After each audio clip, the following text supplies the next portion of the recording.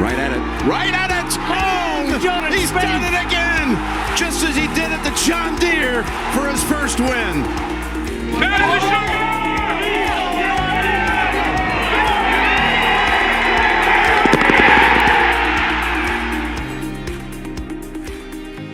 Alrighty, welcome to episode 48 of the Go Get That podcast. As you can probably see, we have another missing member. Bob will be on shortly. It is US Open week. Stands for self opportunity. We are coming up on 5 years for Jordan Spieth without a win at a major. And I think he's, compared to the other two so far this year, he's flying under the radar a little bit, which I think is a good thing. What are your thoughts on it, Dan? Well, yeah, I was going to say is it actually episode 48? Because that's kind of crazy, getting close to 50. Yes, sir. 2, yeah, I agree. I think this is a low-key good spot for him. And it really, small greens, right? Well, I mean, we'll talk about the course here in a second, but small greens, going to have to drive it pretty well, which he's done recently. And it's going to take, I saw some video on Twitter today. It's going to require a lot of good distance control. And when he's at his best, that's what he does really well. So I think that'll be, in theory, it could fit pretty well. And you're right, he is coming in under the radar. And I think that'll help as well. No pre-tournament interview, not like a supercharged group, although none of them really are, but I think it should be a good week for Mr. Spieth. Yeah, I mean, I don't think I have my eyes set on a win this week. I mean, obviously that's what I'm here for, is wins, but he's priced, I think he's 25 to 1 on most betting websites. He's just coming in under the radar. And I think, he's 2 previous majors this year. He's got a miscut and an irrelevancy in the weekend at the other. That's got to be pissing him off really badly. He's not played great this year, but he also hasn't played bad at all. He's played probably about a B is where I give him, maybe a B, C plus range. Like, he hasn't played that bad. And it's just very uncommon for Jordan Spieth to go a full year without, at least contending in one major. And we only have 2 more left this year. So we'll get in the course a little bit. I'm kind of frazzing out here a little bit, but we had a par 70, a Country Club's par 70, 7,254 yards. We have POA greens this week, which worry me a little bit. I think he putted really well at Murfield Village on bentgrass greens, where if you started the ball on line, they went where you hit them. This week, you're going to be battling some bumps on the greens, which is a little concerning, but what do you think about the putter going into this week, Dan? Well, he has gained in 3 of 4, which is surprising, but true. Granted, one of those was Colonial, and it wasn't his best. It was mostly just one good round, but Memorial was really good 2 weeks ago. And Byron Nelson was solid. And small greens, POA, it's Pebble Beach-ish. And he seems to putt pretty well there, but it's kind of different coasts, different styles. This course has, with the greens being so small, short game is going to be so key. And honestly, the short game has been pretty hit or miss. But I think it helps that he's had a whole week off after playing for a month straight to kind of reset and make sure he's mentally prepared, because I think coming into the other tournaments, he's been certainly working on things, and I think now he's in a spot where he's just kind of tweaking. He's always working on things, but just kind of tweaking and trying to improve, make slight improvements, not whole changes. And I think that's really, really important, especially at a place like the US Open, it's the ultimate test of golf, right, in this country. And it's going to be the putter is going to have to make those putts that he made at Memorial from inside of 10 feet. I mean, you're just going to have those putts. You're not going to have 70 footers because that's just not how it's going to work. You're not going to see the putter around the green very much because there's a lot of rough. Bunker game is going to have to be sharp. I mean, it's a major, right? What else? What else do you want? I think you summed it up pretty well. I don't know if it's a bias thing, but I kind of like him, coming into this US Open, coming in off a week off. I think Memorial, the weekend, you saw some good signs. I think the week off back home in Texas with Cam, you can really dial in the stuff that you really got to work on. And, that could just be some bias because he hasn't played well in the prior two majors this year. But, he's been going into these majors, I don't want to say burnt out, but like he's been playing events before and he's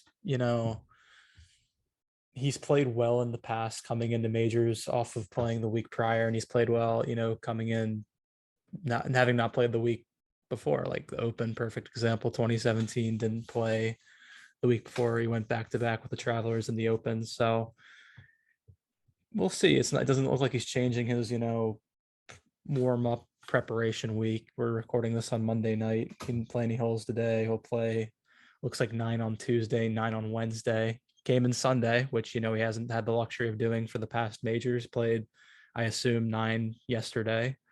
Look rejuvenated by his little Instagram story that he put out. So I think he's in good spirits, and the game is in decent form. Yeah, no, I think it's trending to being in really good form. He's been playing pretty well the past 4 weeks. I mean, the second, 34th, T7 and T18 or 19 is a really solid couple weeks.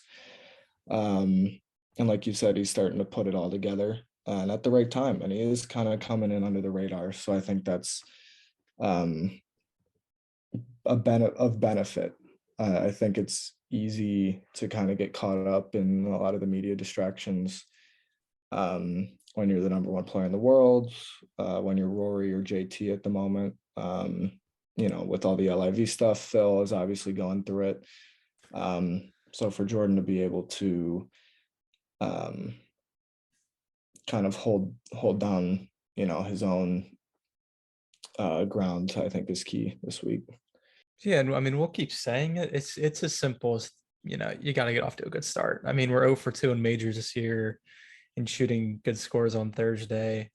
I'm not really sure how the country club will play. I'm sure it'll play tough, obviously, but I think some of the pictures you're seeing on Twitter, I think the rough will get cut a little bit. It ain't going to be as thick as you're seeing on Twitter right now. Yeah, so just talking about the course still. I was looking at the odds for this week. They have the over under like final score at 276.5, which is 3.5 under. So I mean, it's appearing like the sports books are thinking that the country club is going to be a real test, which I think from a viewing perspective and also I think the players' perspective would be a lot of fun. And you kind of owe it to the tour. I mean, I don't know if you watched the RBC Canadian Open, and I know we watched Memorial, but last week was pretty tough too. Even though Rory shot 19 under, the first 2 days were brutal. So Yeah. I've had some tough courses as of late. Well, yeah, I'm pulling up the weather here for this week because I know where I'm at. It's about to get real hot. And humid means kind of softer in terms of water, but we'll see what it is for the US Open. But okay, so it looks like a lot of sunshine, chance of rain on Friday, cooler weekend, which I think is perfect, especially if the wind picks up, can kind of firm it out again. It's going to be tough. There's a lot of blind tee shots from what I've seen on Twitter. Yep, some wind on Saturday, wind on Sunday. Not too much, but 15 pretty constantly that's what you want. It's going to be a proper test. You're really going to have to trust your start lines on tee shots because, I mean, I don't know, playing, as of playing more golf recently in my life, I've realized that sometimes it's just so hard to commit to things that you can't see. So I mean, obviously these guys are pros, but any little bit of doubt as to, you know, the left side of the rock versus the left center of the rock can be the difference between the left edge of the fairway and an inch into the rough, which is only graduated on some holes. So it gets thicker as you get wider, but that's only on some holes, right? So you could be punishing yourself missing by 2 yards certain spots, which is why it's so critical to have confidence in those tee lines and know the proper misses. And I mean, it's not the longest course, but there's still some par fours that are pretty, 485, 490. Like you hit it in the rough there, man, good luck getting anything to kind of stay on the green, because there's not a ton of run up. Some of these greens are isolated and got to carry it over some water, and it on paper it looks like it's going to be a great test, and the US Open is pretty good at adding to that in terms of how they set the course up. That being said, I wouldn't be shocked if somebody's like 5 under after Thursday, because that's a pretty that's what they've been doing recently, which is a little disappointing. But I mean, we talked a little bit about a good start. I think a good start has to just be something that is, you got to keep it sustainable, right? Yeah. Because 5 under may win the tournament. So if somebody shoots that day one, you got to be just kind of keep, I don't know what the proper word is, just keep digging at it, keep kind of churning away at that lead. I mean, we saw with the PGA, Rory shot 4 and was 6 under on day one, and the winner was 5. Yeah. So, right. So, and it's going to be the same thing, I think, at this US Open. And I don't know. What do you think is a good score? I mean, I think we're a little too far. Good round one score. I think we're a little too far away, but I hate to be greedy here, but within 3 shots of the lead is what. okay. No, I think I'm tired of the over par and the 7 backs after day one. It's just not going to cut it. Yeah, no, I think that's valid. But like, what do you think? Like, is that a 68? I think I'd sign for a 70. If we get like a 5 under to 2 under, like I would probably take even, if you get what I'm trying to say. Like if someone goes shoots, and here's the thing with Jordan's going off 7 early, 729, which for myself at the golf course is not going to be fun. But that's another story. I think for him personally, that's going to be really good. I think it's easier to go set the pace than to sit in the locker room all day or sit in his rental house and say, all right, so here's now what I got to do. Right. He can go out there and, pace himself and not have to worry about someone, going low, which I think is beneficial. I mean, if you think about the majors last year in 2021, the Masters, he went out late and Rose posted something just in front of him, but like still he was chasing. US Open and PGA, I believe he was chasing from the get-go. And then even this year, like the PGA, they went out early, right? And he had a chance to set it, but he was just chasing Rory in his own group. But if you think about the Open at St. George's, he was out early with Bryson and Brandon Grace, and he posted at 65 right off the bat. And you're like, oh, Jordan's got the lead. And at that point, I don't know how many people, I think it eliminates some people, because I think they see, oh, Spieth's there. My chance. Like, you think they think they have to match it? I think it's more from just our point of view. Like, this is what Jordan does at majors. Like, he's not a guy that comes from behind. He sets the pace. That's true. I mean, right. Which is weird, because he does have the firepower to come back. He does. That's just not just not what he does. No. And it's not what you want to be in. You don't want to have to chase. You want to be able to, Right. the Masters in 2015 is the anomaly where he wire to wire. Like, I'm not looking for wire to wire, but I'm just looking, Right. US Open steady. 15. Like, again, like, can he come from behind? Absolutely. But Justin Thomas at the PGA Championship is always going to be an anomaly. Yeah. It's more about just pacing yourself. Right. And George, I mean, to your point, like his 3 major wins, he was around the top of the league the whole time. Yeah. Like I wish he had a little more Rom in him, or he would kind of buoy and just, if you think he's sunk, just kind of float back. But so you're right. I mean, Bob, that was one of Bob's 3 keys at the PGA. And I think it's got to be the main emphasis here is like, all right, you're not chasing anybody early Thursday. I doubt Scott or Homa is going to set the pace. So you're not chasing anybody in your group. Just go out and play a good round of golf and come back in and don't be 9 back. Right. It's like, and what, if he doesn't have it, he doesn't have it. And it is what it is. Yeah. But it is disappointing to see him kind of fight for a good finish versus contention. Solely because not even the first 18, just the first 9 isn't good, right? Like the PGA, he 1 under through 3, and he finished that 9 plus 2 through 9. Yeah, it was tough. I mean, he made that 10-footer, I think, on 11, the par 5, and we're like, is the putter back? Is this going to be the week? And then it went downhill from there. Yeah. So that's obviously going to be critical. And at a place like the country club, I mean, he's been pretty good at avoiding double bogeys recently, but that's another one of the kind of keys. Yeah, I mean, it's like, obviously, it's right. Like, avoid, dropping multiple shots. Whoever shoots the lowest score is going to win, type of thing. But I think you get out of position and you just got to hit it. Take your medicine. Don't try anything like, because he's I've seen plenty of times where he's trying to carry the water out of some ridiculous lie, and Greller's like, "All right, bro, what are you doing?" I mean, go ahead. It's very cliche stuff, but yeah, squares are going to happen. That's the double squares that you got to avoid.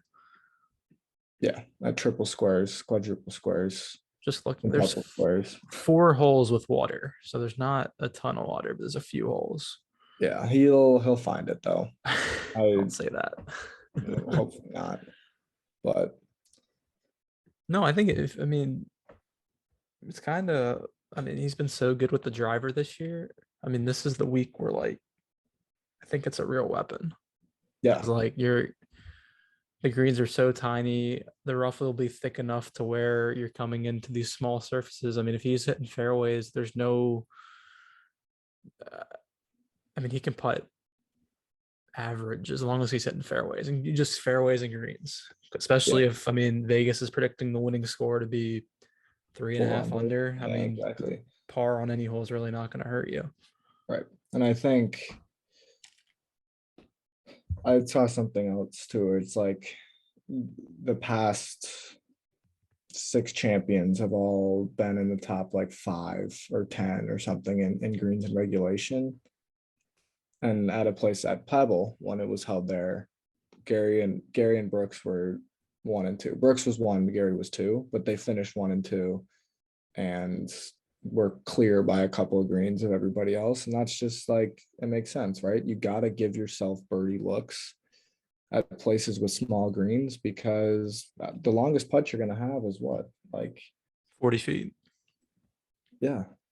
Right. Yeah. Like, it's not, that's not a, great chance that putt goes in, but it's a somewhat makeable putt. It's not a 70-footer, or 65, 60 feet.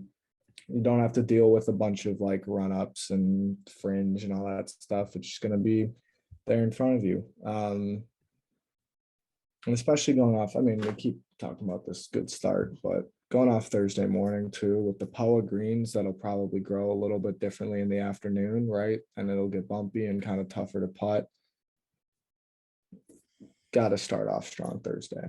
And I think he will. I think he'll come out and be sharp because I think he knows this is a good opportunity based on some of the strengths of his game and kind of where things have been trending the past month, I'd say. I mean, I opened the podcast saying we're coming up on 5 years. I mean, I can only imagine how hungry he is for another major. Yeah, it would be very weird for him to have 2 US Opens before a Masters or open. Before 2 Masters or 2 Opens, because that's like the ultimate. Like, if you had to rank majors for Spieth, then in terms of likelihood of him winning, you probably say Augusta or the Open. Those are clearly 1 or 2. Yeah. But then you probably put the PGA ahead of the US Open. Mm-hmm. I think so. Yeah, I did something on his stats a while back, and I think he's actually played better at the PGA than he has the US Open.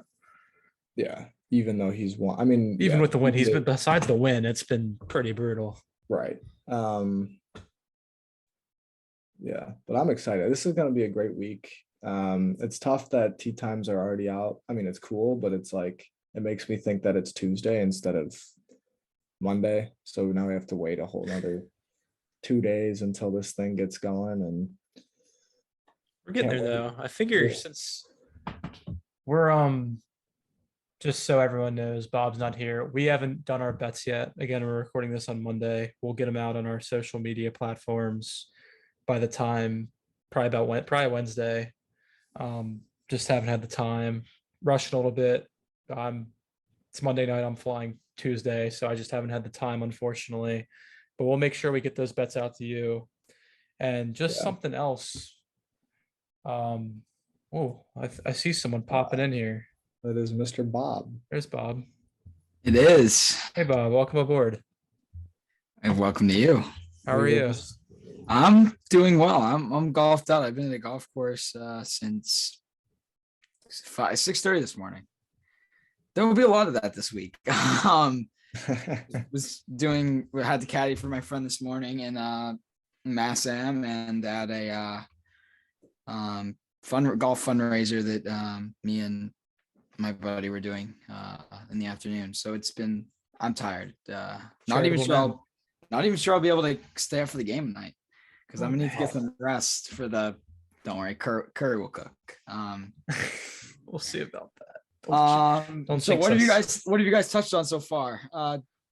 We've touched on everything US Open. Just, shoot your shot, whatever you got to share.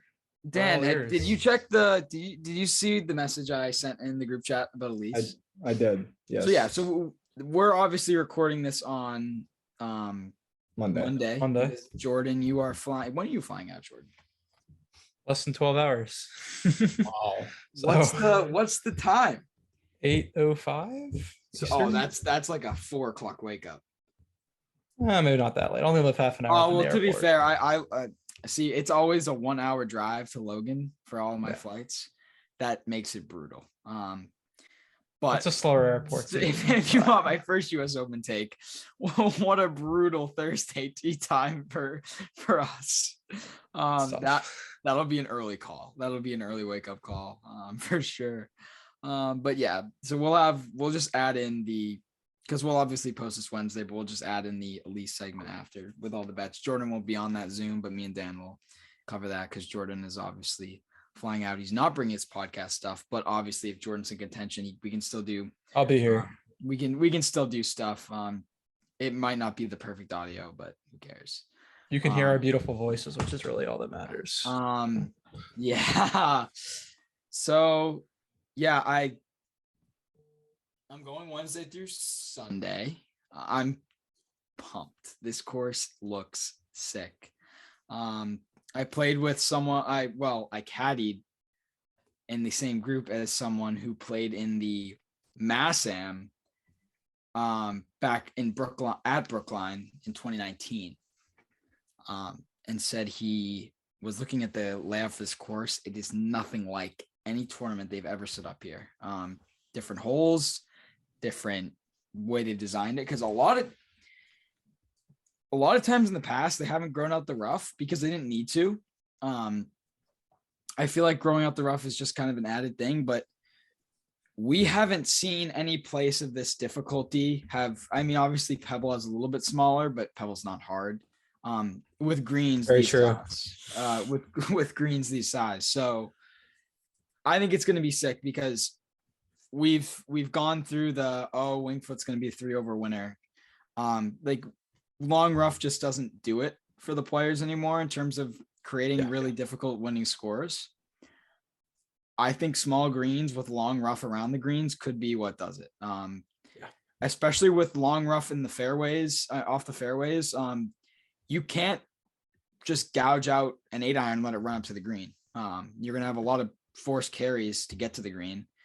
And did I see correctly that the fringe is like only a few Aces off the rough. Yeah. So it's like really close. if you from what I've zip it seen. off, you're going to be zipping it into a rough, and you know how those lies up against the rough, even if it doesn't get into the rough, are going to be just brutal. And I don't know if this is exaggerated, but that 9th fairway, holy moly. Yeah, that's mean.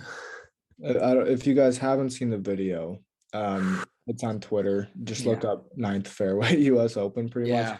There's a big mound in the middle of the fairway, and if your ball's rolling at any speed and it goes over at the wrong angle, it's in the water. Even if it's right in the middle. You basically have two options on that hole. You can take iron. It's very mean. You can take iron and have like 180 plus left, or take driver where you have an area that's about that big, very small, with the water to the right and high. We already know Jordan's going to take driver. Yeah, you have to bail way left. First 3 days, he's going to hit it right in that sliver, and then Sunday, right in the water. So Wednesday, I've been thinking about what I'm going to do because Jordan having such an early tee time. I like to hear what Jordan's going to do, but Jordan having such an early tee time and me being so far away, which is far by far away. I mean, 45, 50 minutes, and parking obviously takes time. I don't think I'm going to go early on Wednesday. I know Spieth tees off at like 8:45. He may only play 9 holes. Probably only 9 holes. I think what I'm going to do Wednesday is mainly just to scout what's going to happen. I need to find a place that I'm going to park. I want to walk the golf course. We can scout together. Yeah. Because are you going to go super early? Yeah, I'll be there. You'll be there. Because I don't know because I mean, for me, I'll probably have to be up around 4-ish Thursday. Because I'm going with Ryan. So I'll have to be at his house at probably like probably 5:30. A Dunkin' run will be involved. I probably won't make it to Ryan's without a Dunkin' run, so we'll have to get one before, and then Ryan will have to stop it for one. And I don't know, parking usually is a little bit of a hassle, always is.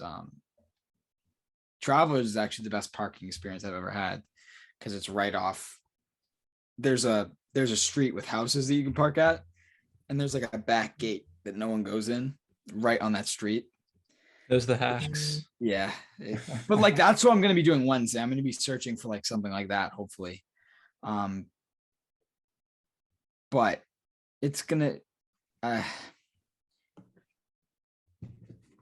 maybe I'll go early. Maybe I will. I don't know. I'm not going to be there long Wednesday. I don't think. If I do go early, I'm watching him play 9, walking the back and dipping. I'll probably dip after he's done Thursday, and then Friday I'll enjoy the entire day. That's probably what I'll end up doing, because I had a tournament yesterday, 5:30 wake up, tournament to caddy for today, 5:30 wake up. Tomorrow will be an 8:30 wake up for my tea time at Billerica. And then if I went Wednesday early, what time would I have to be up? It wouldn't be as packed, but if I want to get there right at like 9:30 to catch like his last 6 holes, I'd probably have to leave my house by 7:45, 8. That's So gonna be I nice haven't- about Thursday. I think Thursday it won't be too packed at 7:30. Oh, it won't be that packed that early. Yeah. Which The will be gates cool. don't even open till 7, I don't think.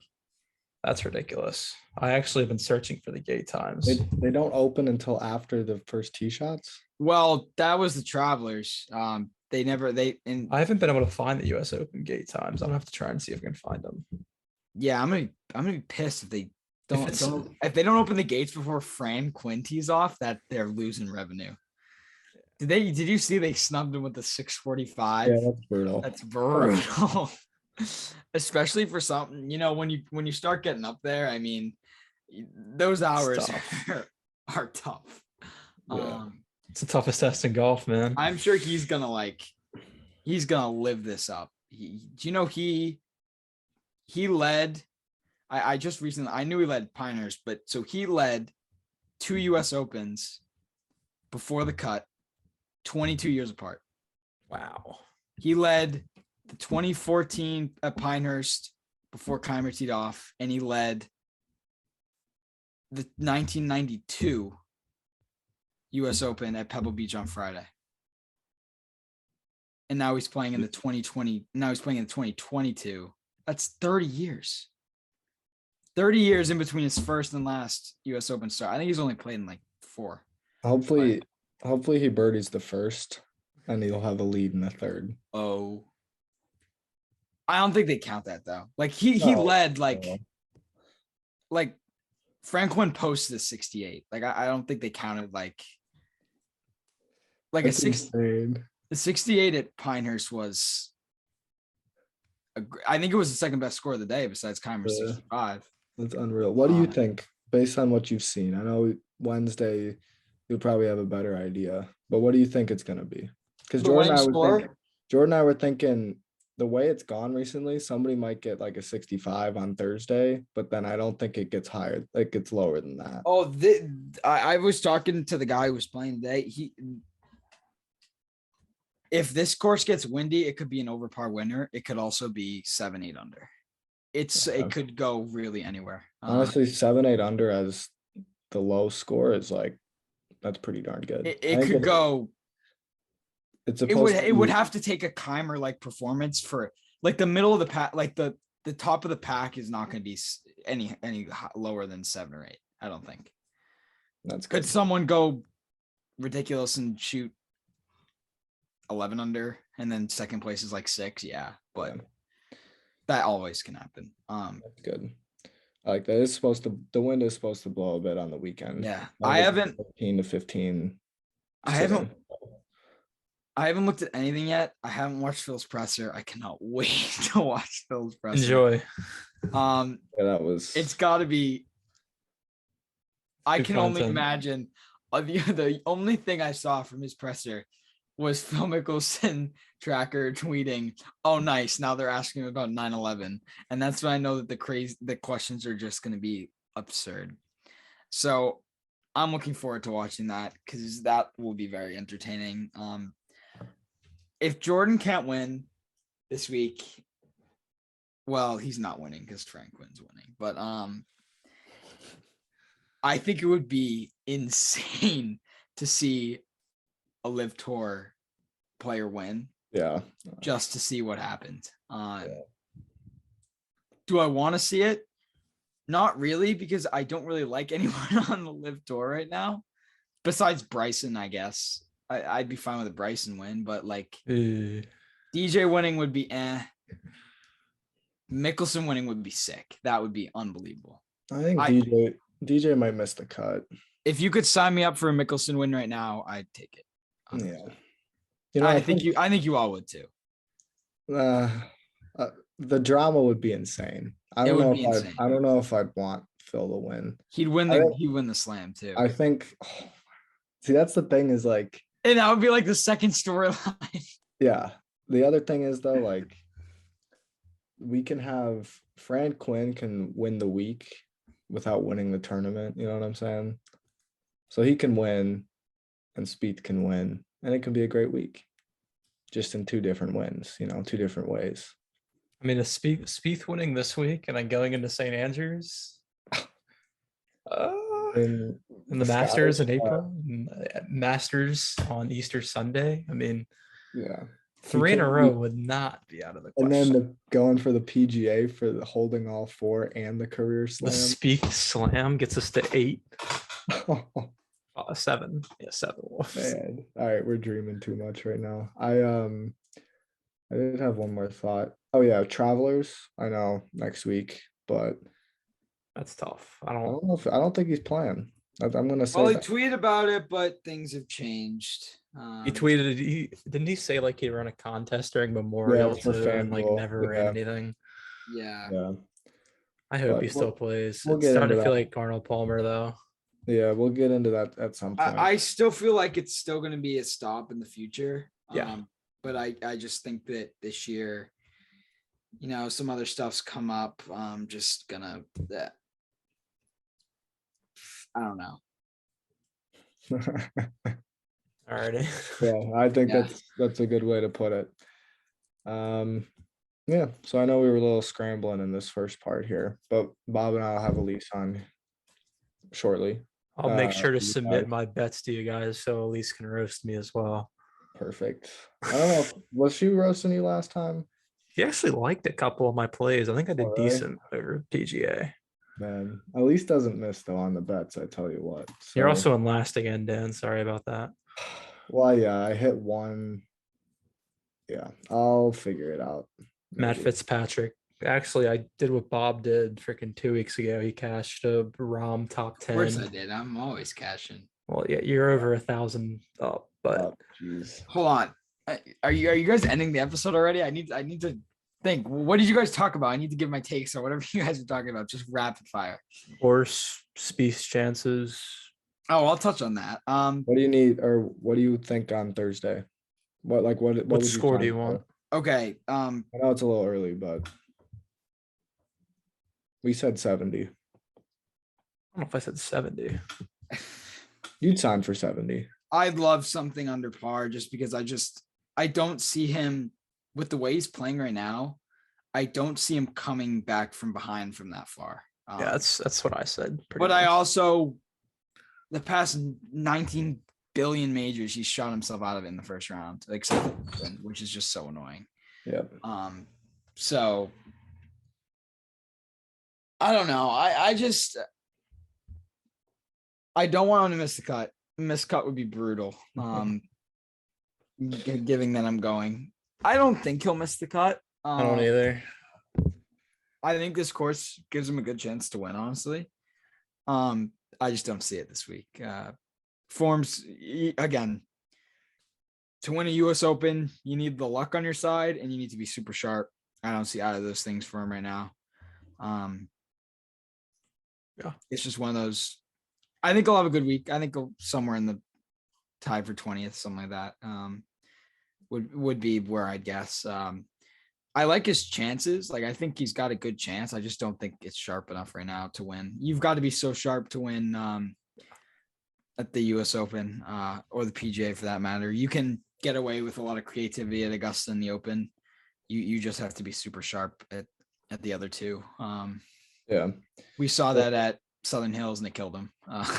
Yeah. Like, he was never in that tournament, which sucked.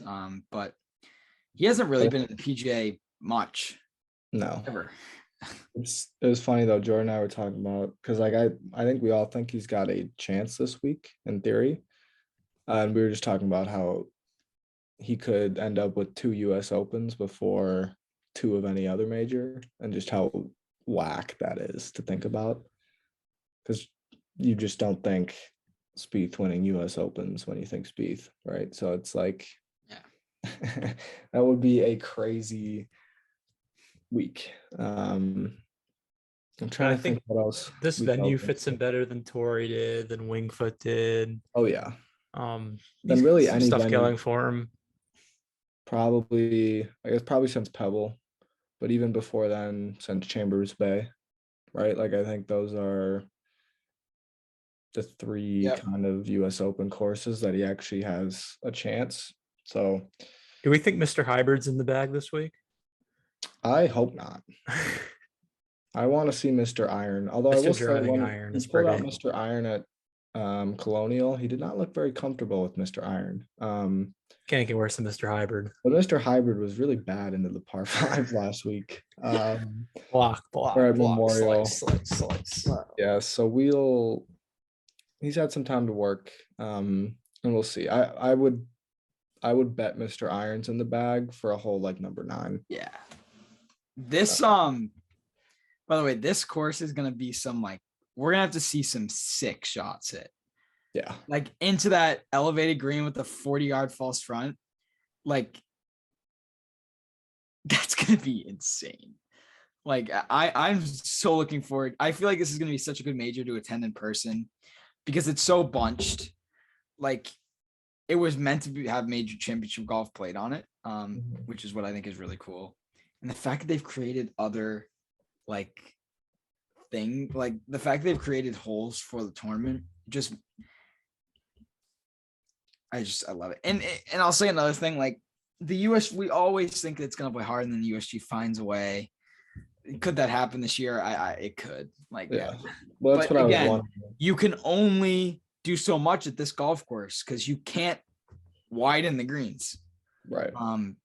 So yeah, it's a difficult if they had a normal tour event here or a live golf event here, live golf. like you could probably the winner probably wouldn't be that low anyway. Yeah. Should Given I that it's a major, right? It's gonna I've been thinking, should I go to the live golf event when it's here in Boston at the International? If you want to see Phil and DJ play. I don't even want to see anyone play. I just want to see what it's like. Yeah, isn't it lame? Like I feel like it would be worth it for a free ticket, right? Yeah, just use code Westy25 Exactly. for your. No, I'll use I'll give some support to one of the no names. Like, no, that would Yeah, you can't then. I'm not gonna try and pronounce like some Thailand names. Yeah. They're nuts. I do that would be bad. So I just have one more last closing thought. Yeah. Go Warriors. Well, that, but also you mentioned it, the 14th par 5 with the big false front. I think one thing that this US Open venue I think brings in to like hand is course management.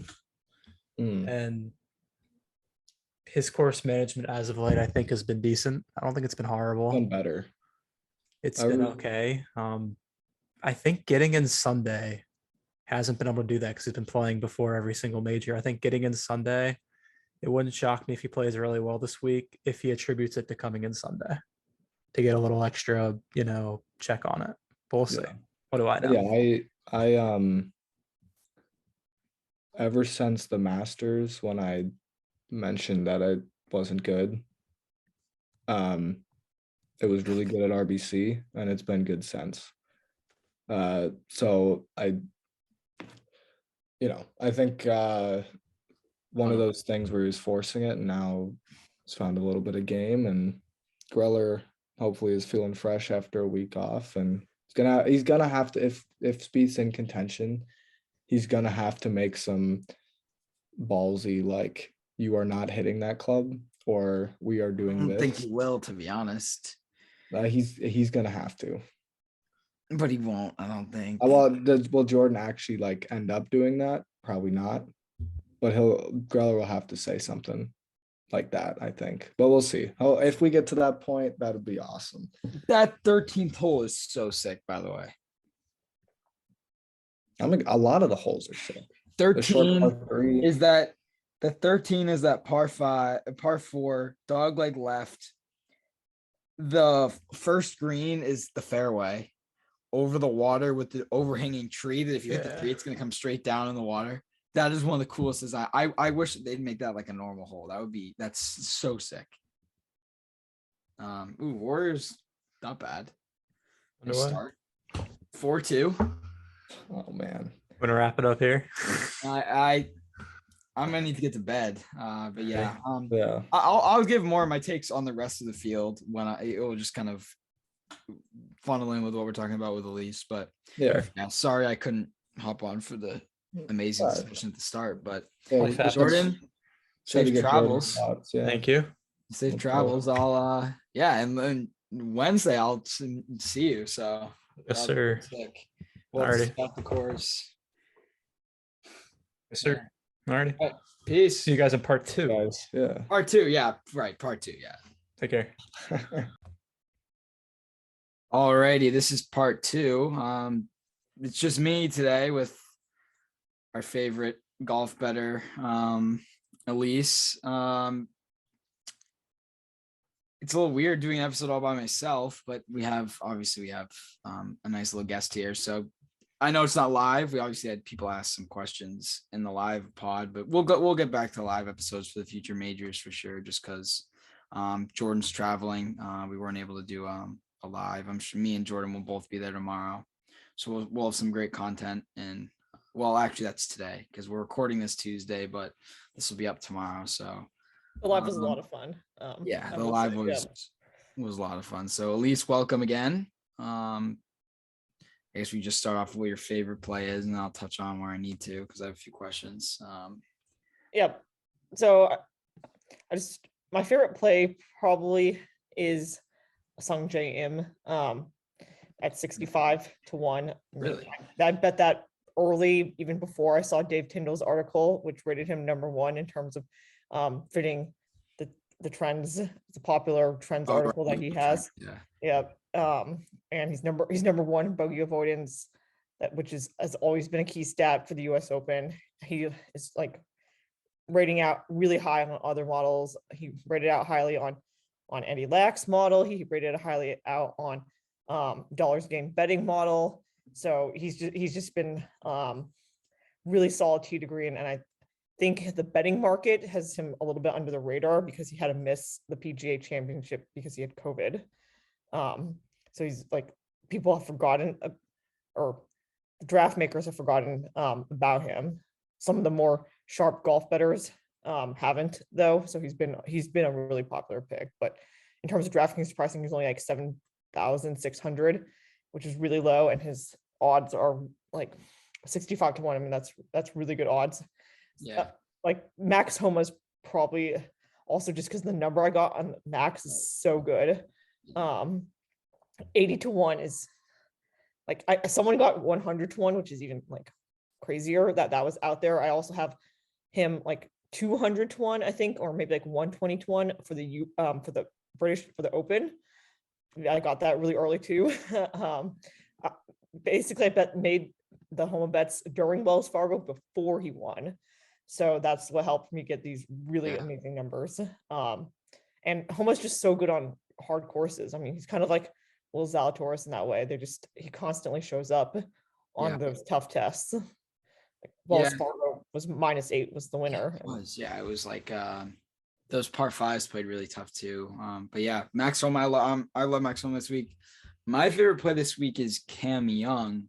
I like to hear your thoughts on him because I'm very high on Cam Young this week. I know you've been high on him all year, but I love Cam Young this week too. I mean, the drivers, like the golf straight drivers, long drivers are going to have an advantage here, based on everything I've been reading, especially dollars game. I'd like to give out a shout out to dollars game betting on Twitter because he's been there Monday and Tuesday for practice rounds. So he's providing like really good insight, I think, into like how the course is playing.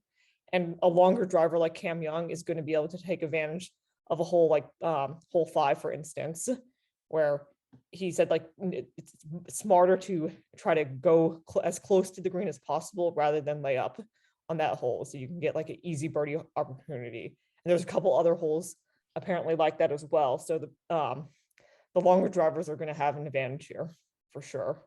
So Cam Young has just been so solid, like tee to green, he really all has. year.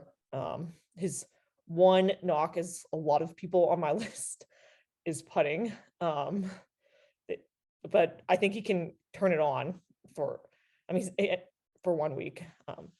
I bet he can get hot with the putter, unlike Corey Connors or something like that.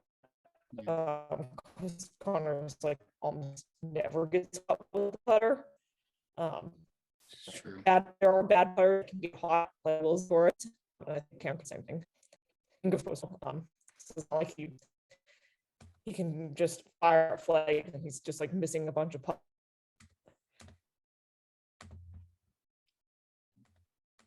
So I really like Cam Young. He's on my card too. Yeah, I agree with that. Sorry, my connection just cut off for a second. So obviously we're big Spieth fans. My thoughts on Spieth this week is that it's gonna be it's from what I've seen, it's gonna be whoever can get up and down around the greens with those tough lies, because the greens are very small. And obviously we like Jordan in that category, but so what do you think here is, do you think 35-1 is a good number on Spieth? Do you think there's value in that? Do you think it's too low, too high? I think there's definitely value in 35-1. I mean, I think I've seen a 30-1 on WinBet, and I've seen but most of the books now have him at like 25-1 or 28-1. So 35 is like a really amazing number, and I had to grab that right away. I think, around the green play is going to be important, but I've heard that you want to miss it into the bunkers rather than around the green, Around the rough. It seems like if you are in the rough, it's just going to be impossible for everybody, even someone as magical around the greens as Spieth. There's just like some bad spots, especially like over the green on a lot of places that you just don't want to be. You're gonna have like impossible up and down from those spots. You can't be over the green. Yeah. I'd love to hear your take on who's the other person you're on. Oh, Bradley. Do you think that's another just one of those like needs to get hot with the putter for 1 week? So Bradley's actually, I looked at his stats. He's been putting well. He's been playing solid all around, pretty much, including putting. His putting has actually been trending along with Homa, so that's why I really like him as well. One of the stats that I saw on Twitter was, usually when you win a major, it's like your putter has been heating up for a bit, which also applies to Spieth. At Memorial, his putter finally was a little better than it has been. As we all know, it's been a horrible year on the greens for Spieth. So yeah, and Bradley, I mean, he played well at TPC Potomac, Wells Fargo, along with Max Homa. I think they do well on like similar courses, so that's why I like Keegan Bradley, especially at 100-1. I mean, that's going to be my long shot play of the week is Keegan Bradley. I like it. Go into some of your placements. I know you haven't fully finished them up, but what are some of your favorite ones? I know you're Patrick for sure. Yeah.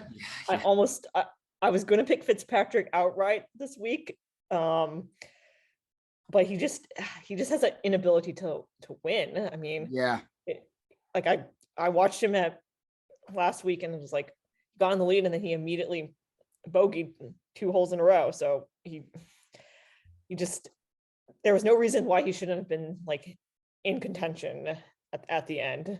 But there's just some players that are like that. I mean, Finau, who's also going to be on my placement card as well.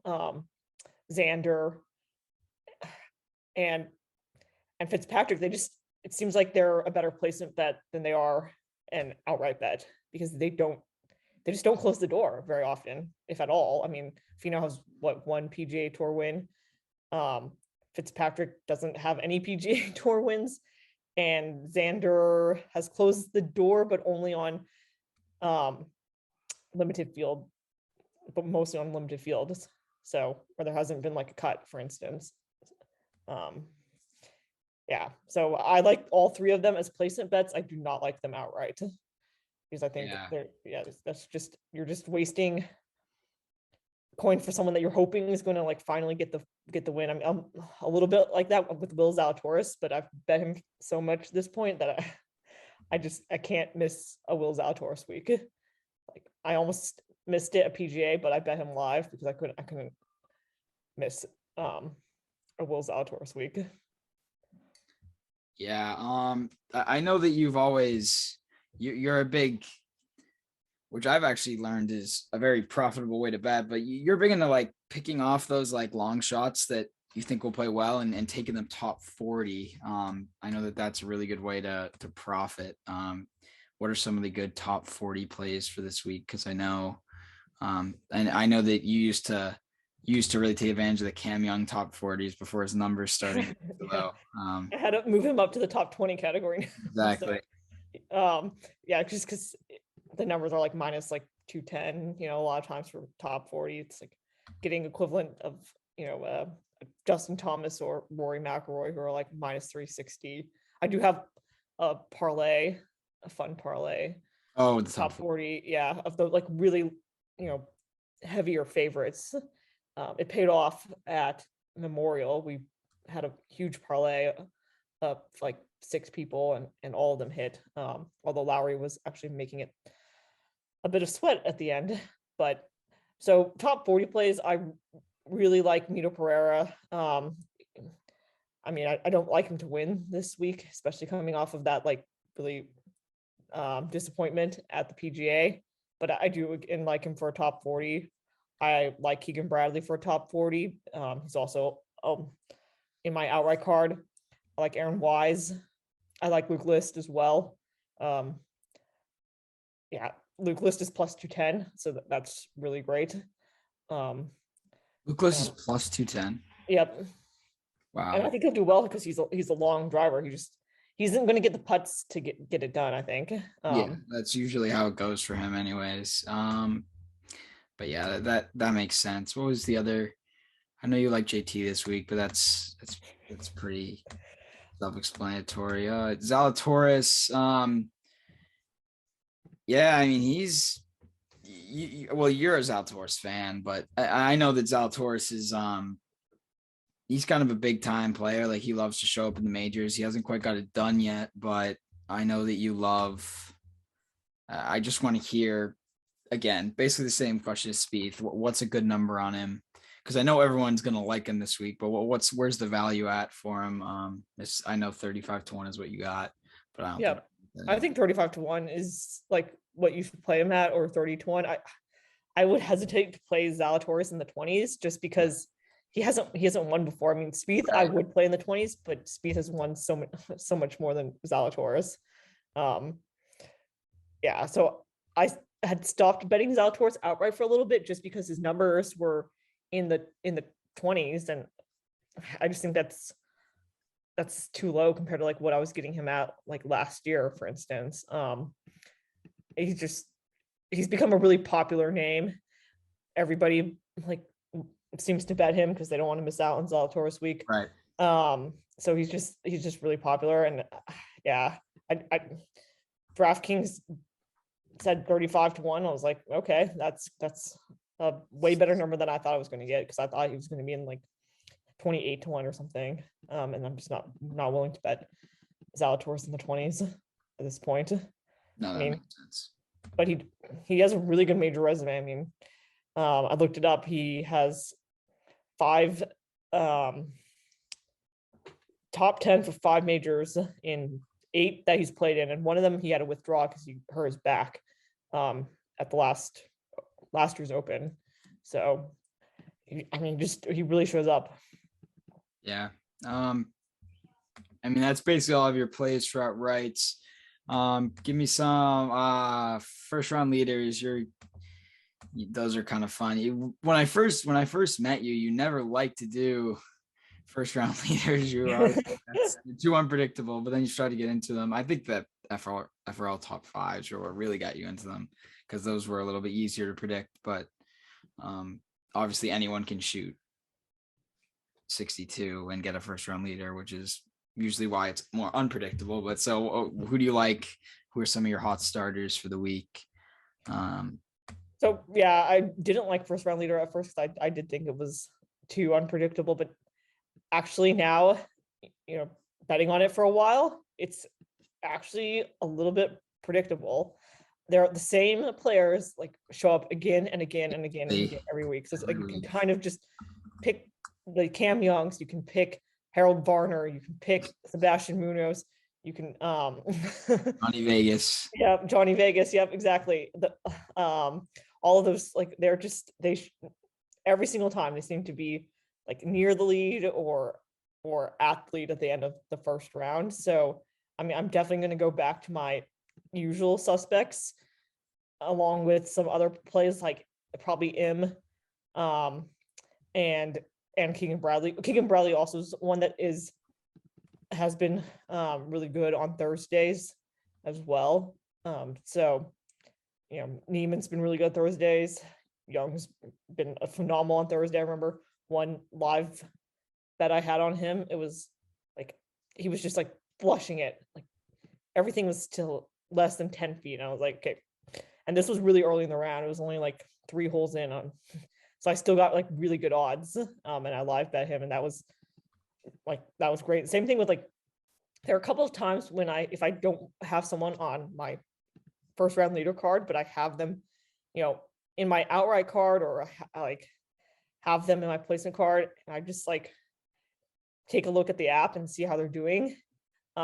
Sometimes I'll put a live bet on them, and it worked out in Cam Young's case. It worked out in Luke List's case for Memorial. So yeah, because I already liked the player as it is, so it makes it easier to make the first round leader bet live that way.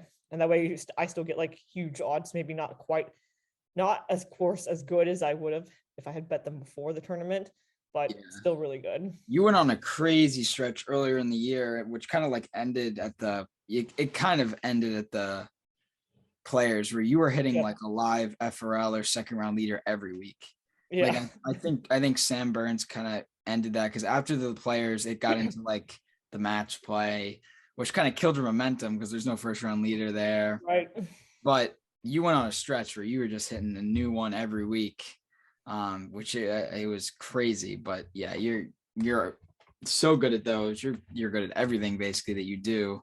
And finally, I wanted to get your opinion on some of these props, which I know you're not as good at. Well, not as good at, but you don't have much experience doing it.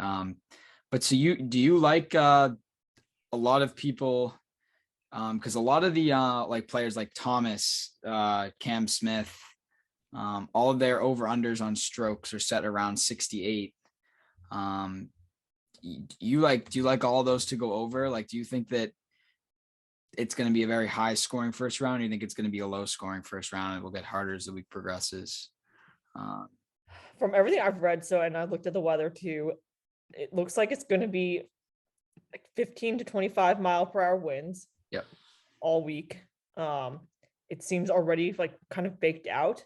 The greens are apparently already like really firm from what I've heard. So I think it's gonna play really hard. Like I think price, like those lines are crazy. It's like even for the really like the players that you think are gonna win. Right. Yeah. There's a lot of danger in out of bounds off the tee. Like someone said like DJ went out of bounds on 5 and then he was onto the right and then he flew it into the left rough like as well. And like so you can have some huge numbers. And if you get into the rough on the round, so the rough apparently around the fairways isn't as bad. It's not as bad as like it's staggered. Yeah, it's like first cut, second cut, third cut, fescue, which is really cool. I think I think that especially for someone like Jordan who always ends up right on the edge. Like I feel like there should be a little more of a disadvantage if you're further left than if you're right off the fairway. So I like that. I think that's much better than just putting it 8 inches everywhere it misses the fairway, because that shit goes from perfect to punch out. But yeah, I think this week's going to be really interesting because I think that it's going to, for the first time, we're going to see a course that's hard plus small greens. We get Harbor Town and Pebble, obviously, but those courses are very difficult. But at Winged Foot, the greens were big and you could just gouge it out and run it up to the front and make par. Whereas a course here, you're going to have these tough lies and you can't, they're almost all surrounded. You don't have many run-ups. There's false fronts. There's rough around the greens. It's a lot like Bethpage where there's not many, you can't like bump and run one up to the green from 130 yards. Like Yep. you're gonna have to fly it there, and you're gonna have to stop it there, else it's gonna roll over. Like you said, greens are firming up. But I really like your reads, especially on some of the. I'm so happy you're on Cam Young this week because he's my pick. I think Cam Young's gonna get it done this week. Again, he looks like he's a superstar in the making. Just he hits it so far and he controls the ball really well.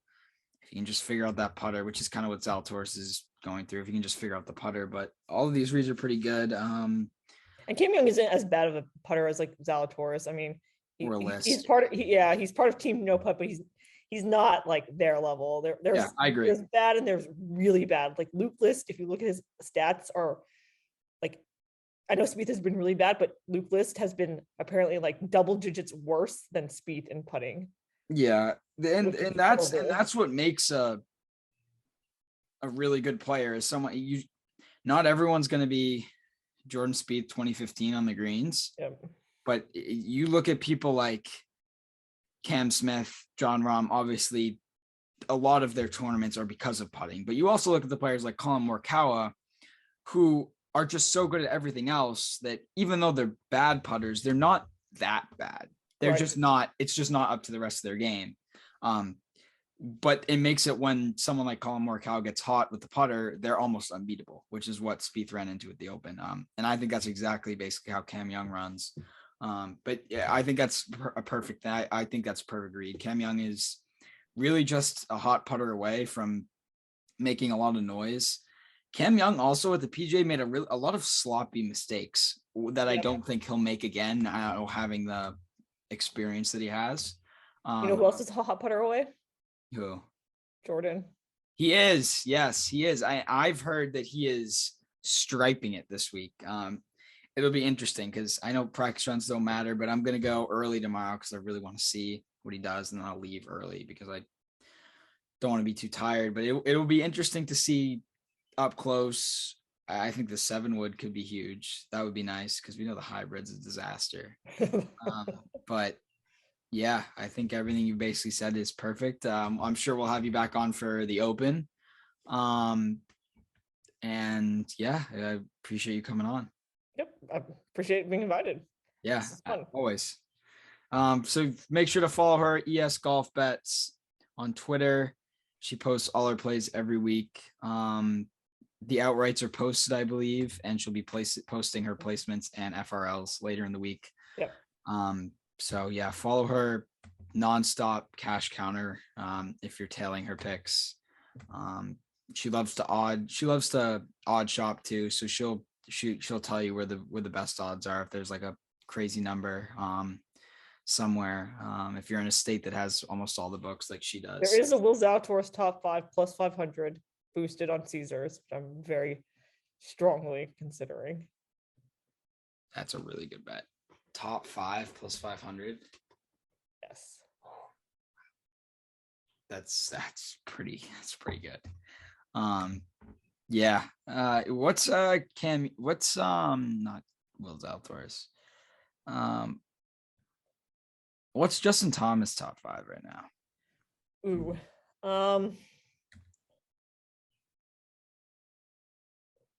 On DraftKings plus 300. That doesn't have enough value, I don't think. Yeah. Still though, I like to play top 5. Well, like BetMGM is your go-to for top 5 plays because they have it paid out in full. right. Unless I see like a really crazy odds discrepancy, I will usually take a slightly lower odds at BetMGM for having the top 5 pay out in full because Right. It's very easy to type. It's worth it, yeah. Like if you think your golfer's going to do well, and they're a longer shot, so they maybe not going to win, like betting them top 5 is a really good strategy. We did that at Memorial for Will Zalatoris and a hit. So just going to probably add a couple more like that as well this week. Cam Young is probably going to be one of them. Keegan Bradley is probably going to be another one. Yeah. And Will Zalatoris is probably going to be. Yeah. I love that. Yep. But yeah, thanks for coming on. We'll have you back for the Open, I'm sure. Hopefully we're back doing live for the Open, but yeah, it'll be interesting to see how your bets play out this week. Always fun to see how they're doing, because obviously if Jordan's out of contention, there's still some stake in Sunday, which is fun. Yeah, but I think Jordan will be in contention this week. I think so too. I don't know if he's gonna win, but I do think he's gonna be there. Just because the course is just It's quirky. It's a quirky. quirky course, and there's a lot of blind shots apparently. So someone like Terrell Hatton's going to go crazy on that. Oh, I'm sure Terrell Hatton will have a field day with this course, but hey, if Augusta doesn't please you, what are you going to do? So yeah, it's been a pleasure as always. We'll have you back for sure, and thanks for coming on. Yep, thank you. Of course, yep. All right, well, so that was Elyse. Thank you to her for coming on. I'm just gonna run through quickly some of my picks for the Go Get That contest. Because the other two are slacking. I'm kidding. Dan's got something to do, and Jordan is just landed in Boston. So we will have some content coming later in the week, including earlier today, since this is going up Wednesday. I'll go through the Thrive first. Some of my favorite plays are over 68.5 for Thomas, over 70.5 for Cam Smith, over 3.5 bogeys for Ustays, and that's some great value. Under 4.5 birds and eagles for Morikawa, and over 1.5 bogeys for Sam Burns. I think all those are some really good value plays, just given how basically it's just going to play really hard. Let's go to FanDuel so we can get the odds up so that I can get my, obviously, again, disclaimer, not placing these, but just for the contest, so we can give you guys some of the choices. Hold on.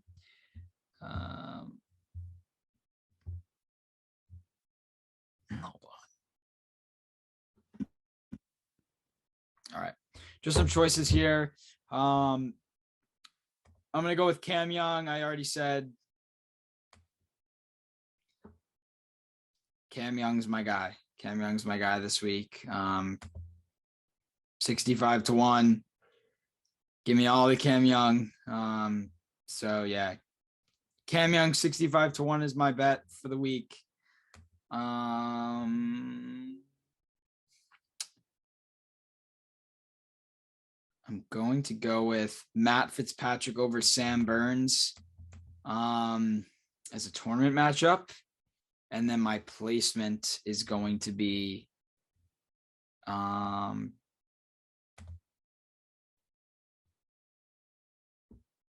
where is finishing positions? There it is.